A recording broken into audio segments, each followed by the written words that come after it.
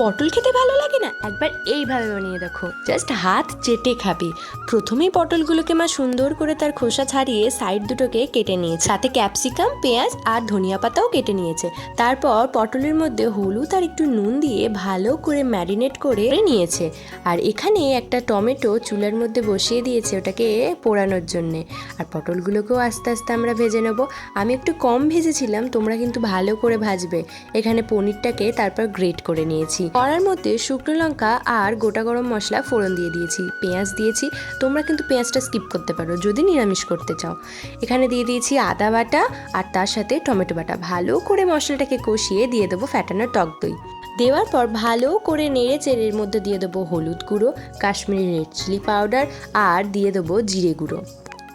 জিরে গুঁড়োটা দেওয়া হয়ে গেলে আমি এখানে একটু চিনিও দিয়ে দিয়েছি। চিনিটা দিলে না টেস্টটা খুব ভালো আসে।